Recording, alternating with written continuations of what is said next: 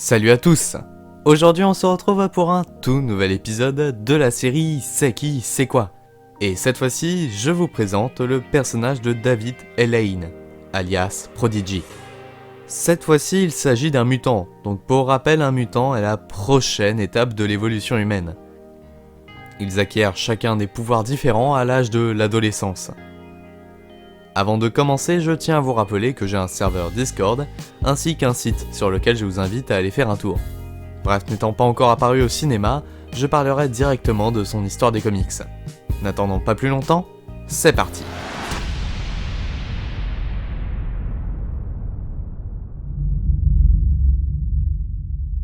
Apparu pour la première fois dans New Mutants volume 2, numéro 4 en 2003, David Elaine a, durant son enfance, vécu à Chicago avec sa sœur et ses parents. Élève brillant et modèle, il lui fallut peu de temps à comprendre qu'il était un mutant, possédant le pouvoir d'absorber les connaissances en tout genre des gens à proximité par télépathie.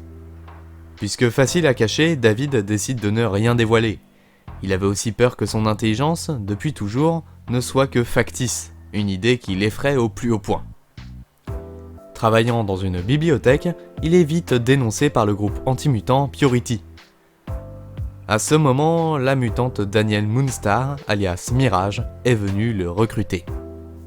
Désormais membre de l'Institut Xavier, il est ajouté à l'équipe des New Mutants Squad sous le nom de Prodigy, aux côtés de Surge, Elixir, Wind Dancer, Wallflower et Wither.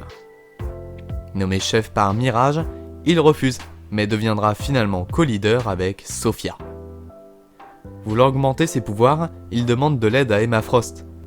Mais pour l'en dissuader, Daniel et Emma lui ont fait voir un futur alternatif si David allait au bout de son envie. Vous vous en doutez, il a renoncé. Mais il s'est aussi éloigné de ses associés pour de nombreuses raisons, dont une relation entre Wolfsbane et Elixir. L'équipe tombait littéralement en éclats. Pour y remédier, Wind Dancer a piégé l'équipe dans un lieu confiné afin de les rapprocher. Arrive alors le M-Day. Si cela ne vous dit rien, peut-être que la phrase « No more mutants » va vous éclairer. En effet, c'est à l'époque House of M. Scarlet Witch, entrée dans une folie sans nom, change la réalité. Et rien qu'avec cette phrase, elle tue, ou retire les pouvoirs, de 986 618 mutants, équivalent à 91,4% de la population totale mutante. David ne fait pas partie des chanceux et perd ses pouvoirs.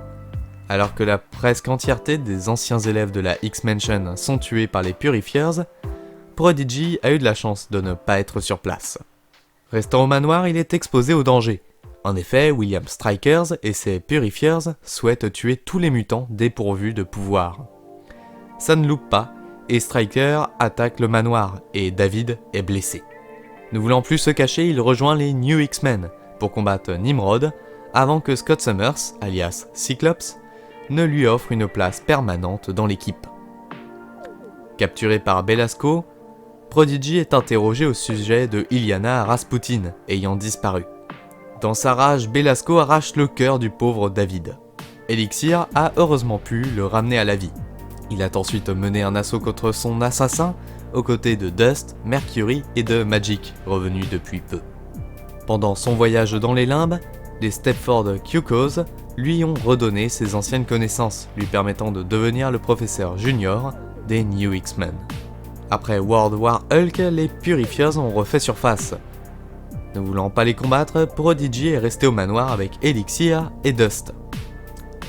Pendant ce temps, David a réparé Cerebra, a combattu Predator X et a participé à la bataille de Muir Island pour protéger Hope Summers, la première mutante née après le M-Day.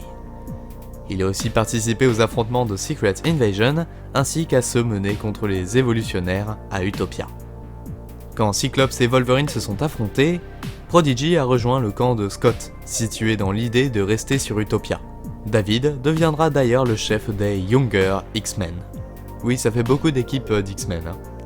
Suite aux événements de Avengers vs X-Men, Prodigy a rejoint l'école Jean Grey, mais a refusé de rejoindre une équipe à cause d'un sentiment d'utilisation de la part des professeurs. Il décidera plutôt de rejoindre une entreprise de surhumains, où il rencontre Tommy Shepard, alias Wiccan, à un ancien membre des Young Avengers. Ensemble, ils enquêteront sur un voleur à l'apparence de patriote. Partant dans une traque multiverselle, Prodigy rejoint officiellement les Young Avengers, où il révèle ses sentiments pour Hulkling et sa bisexualité. Tous ensemble, ils arriveront à retrouver Speed et à vaincre le Patriote. Après avoir participé au concours pour devenir chef de la sécurité de Stark Industries, il est parti dans l'espace avec Hulkling pour prévenir Noh-Varr d'une situation de crise. Après Original Sin, David a aussi aidé The Hood à extraire les souvenirs donnés au héros par l'explosion de l'œil du Watcher Uatu. Il s'allie ensuite à America Chavez avant que l'événement Empire débute. À ce moment, Wiccan et Prodigy sortent ensemble et traînent souvent avec Hulkling. Les trois se voient alors être attaqués par les soldats Kree et Skrull, qui ne sont alors pas encore au courant que Teddy est l'héritier de leur trône. Mort puis ressuscité, Prodigy rejoint X-Factor Investigations pour retrouver Aurora, ce qui les mène jusqu'au Mojoverse, lieu gouverné par Mojo. Là-bas, ils apprirent l'assassinat de Wayne Dancer, qui sera d'ailleurs ressuscité par The Five. Prodigy est ensuite allé au Wakanda pour aider Black Panther à repousser Killmonger et une armée intergalactique. C'est spécial, en effet. De retour à X-Factor, Prodigy et Wiccan sont tombés nez à nez avec le cadavre de Scarlet Witch, un assassinat dont le principal suspect est Magneto. Question pouvoir, avant le M-Day, Prodigy possédait la capacité de psychomimésie, lui permettant d'acquérir n'importe quelle sorte de connaissance des personnes alentour.